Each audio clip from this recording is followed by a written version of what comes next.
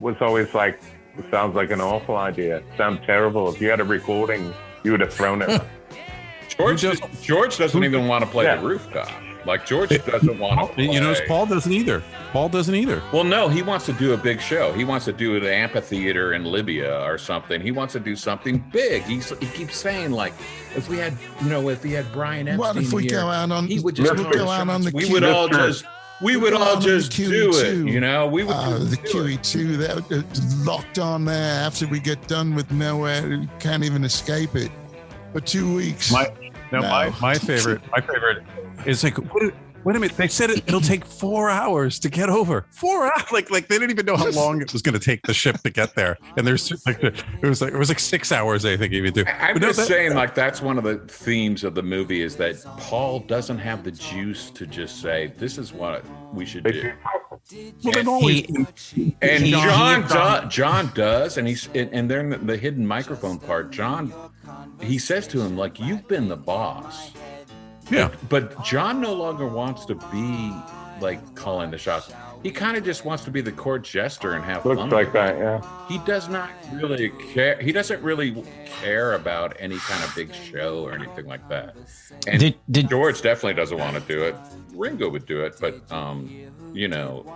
Paul's the one that's just saying, we can't just end this and just end it. We've got to have like a big show, like he wants to have a big show. He wants the news. Did you guys pick up on the part where John Lennon is totally making fun of McCartney, and he's singing one of his earlier songs back to him they're in Twickenham, and he's singing it in this tone, and it's like it's one of the early songs that they did, and the way he's singing it and looking at him, he's like completely making fun of McCartney's pedestrian, lyrics and the ridiculousness of the song he's written. And I saw that. That's when I saw the dynamic change from like, it was McCartney, Harrison tension to like, all of a sudden the real tension rises up where it's Lennon, over McCartney and saying, are you kidding? Yeah. Did you pick up on that, Chris, at all? Did you know what part I'm talking about? And it happened a couple of times where he would sing those old songs back to him and like really look like he was needling into him. You heard it on the record, but it was like you got to see it in the video portion of it now too, where he's just like, that was kind of. And McCartney did not look happy. And now we'd like to do "Hark the Angels Come." And the song is the Let It Be song. And like that to him was just like, it was church music. It was granny music, like it was just another. But he was, I think the thing I'm thinking of is like, he was singing Help at one point, and the way he was singing Help to McCartney, it was a song like that, or a song, one of their early Help is John's. He was actually really proud of, right? So. I actually thought for Let It Be, it's a different song. I'm thinking of that. Like for Let It Be, he talks about like the gospel quality of that. And one point, you guys remember that? Lori's like, remember that gospel ending that they would do? And he was talking about Let It Be while he was talking about it. Would you guys remember that? Yes. From part two?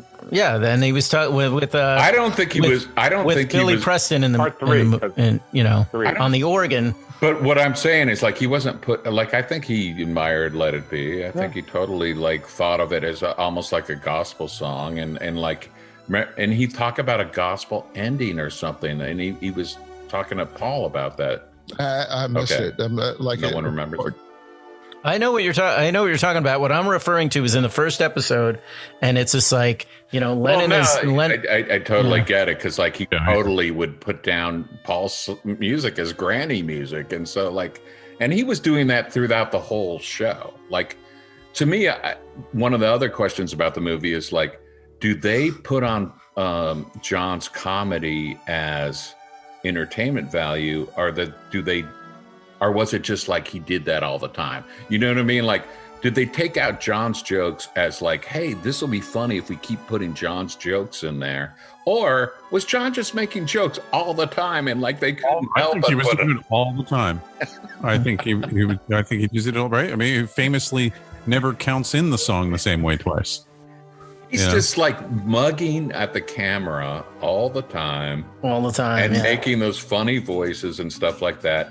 And he's having a great time, especially when they moved to Apple, to the basement. He's just like, this is where we need to be. This is our basement. Like, he just wants to have fun. He just wants to have fun in the basement. You know? I'm actually kind of surprised they ever, that they went back to EMI to even do Abbey Road. Like, they really liked being in that. Oh, they loved it. They wanted to keep doing it. Like, remember, he says, like, let's just get the equipment in here. We'll do all our records here. Yeah. How about this one? To us, so great. Yeah. I did not need to see the whole damn song done that way, though. Yeah.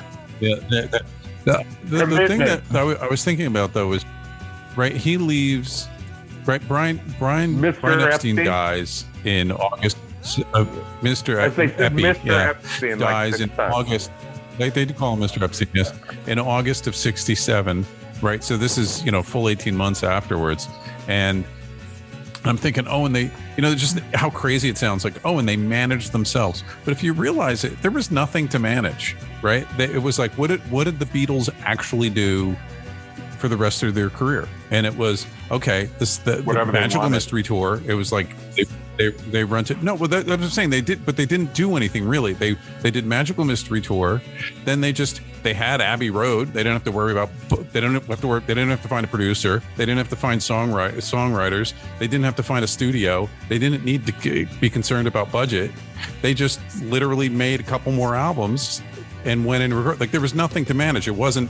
They didn't make a movie. All of this stuff fell apart. That was anything outside of what Brian Epstein had already set up. One thing that's a step up is like going from Let It Be, John, to Abbey Road, right? That seems like a huge step in the right direction. Like, look, Let It Be, it's not. It's not. The production value? No, meaning. They let George Martin be in charge again. That's essentially what happened. They just went back to the same way they made essentially Sgt. Pepper. But don't you think it was great in the movie that George was just like, just hanging out? He was always there. He's always helping out. He's like, hey, that's he was like their manager. Yeah. But I mean, like, weird to me that he never wasn't got the producer. They weren't doing what he wanted to do. But yet he's such a gentleman, and he sits there and he helps them do everything they want to do. Like, he's just there to help. He's not the producer. He's not, Did he get a credit? He's just at all on Let It Be. He gets a thank you. Him and Clint Jones get a thank you on Let It Be. I was surprised, based on what you guys had mentioned in our previous episodes, that I thought Martin would not have been around at all, and I thought I didn't realize he was there the whole. It's so nice to see him there, But he helps a lot. He helps a lot. He just sits there and he's like, "Hey, Paul, your bass is out of tune," and like, you got to remember what his actual role is, right? He was the president of Parlophone, and he was the head of artist repertoire. Like, he was the project, but his project is the Beatles. Right. So he obviously has an interest in getting another album, which is his bottom line, right? To get a product there. So it's, that was his role. Like, it's not unusual. It's just the circumstances in which he had to do it, I think, was unusual. Well, when you think about the cameras being on, and you think about, that filming these things that are not like what you would want for public consumption necessarily. Let it go. But the fact that the cameras were on, maybe they were in a little bit better behavior, and they're like, you know what? It's not going to look good if we sit there and freak out at each other. It's not going to look good if we show how upset we really might be in this situation. And I think maybe they were like, just like, hey, I just find it amazing in this movie how much fun they just had, just like fooling. They all had fun. They just like fooled around a lot. That's just a lot of what Jackson decided to show us. that they're just like, they were just jamming out all these like 50 songs and stuff like that and fooling around, putting funny voices on. And, you know, none of them says, hey guys, don't you guys know we got a deadline? Don't you know we have a show coming up?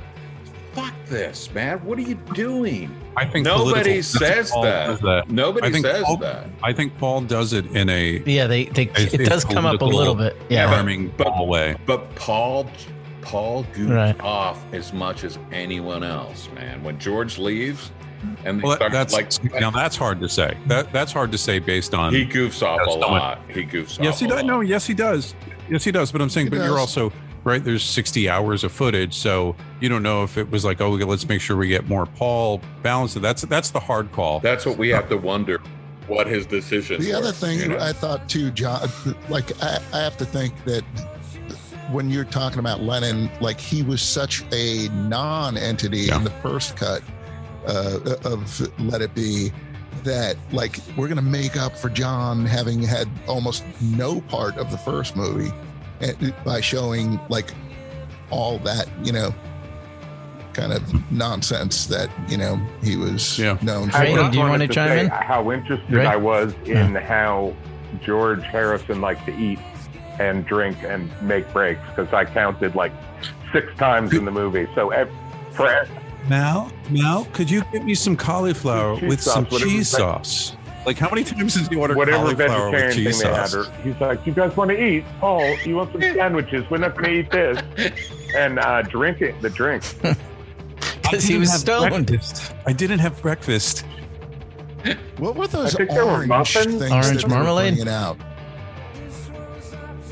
No. Oh, the drink. Goblets. Marmalade. It looked right, yeah. Mimosas. What was that drink?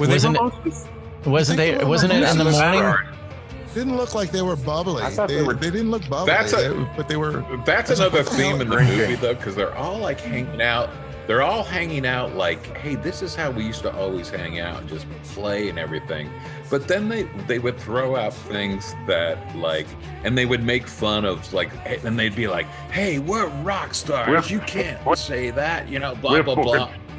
But then they would throw out, like, especially George, he would throw out these requests like, get me a bow tie. Can I get one of those lace bow ties? And you think that he's just joking. And later the bow tie shows up. And then at another point, he's just like, I don't know, there's a shoe shop. I don't go to shoe shop. Well, that's the thing.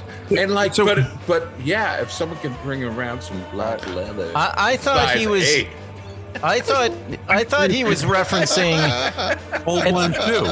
Yeah, that's what I thought too. I thought he was tell me a shoe. You think he's joking, but then like someone goes out and gets him like 4 or 5 pairs of size 8 black leather, and like he's gonna try them on. No, Mike, no, but that's what Tony's saying. That he's like working on Old Brown Shoe, right? Like he needs something. He needs to Google it, but Googling is sending a guy down the street to go check out the shoe shops. Do you know the name of a shoe shop? Like I thought he needed it for the lyric. He wanted to make a reference. That's what I thought too. No, you know, at the end though, it's not that Mal goes out and gets the shoes. Mal sent, can the shoe store guy come by and bring a bunch of size 8 black shoes? Because with the stars we are. Yeah.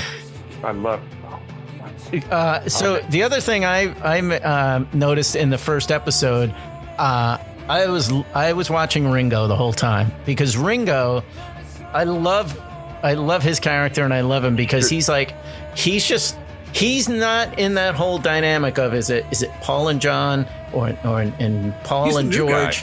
He's the guy hanging back, and he's just ready to play drums no matter who comes up with a song. And so you see him look when the tension starts happening, you see his eyes like, oh no, here we go again. Oh yeah, now this problem again. And he's just hanging back, and you watch him in the background while in front is whoever it is, either Paul and John or Paul and George going at it. And that to me said 1,000 words of like, oh yeah, this is old. Just like, go ahead, Ray. Sorry. First one there every day too.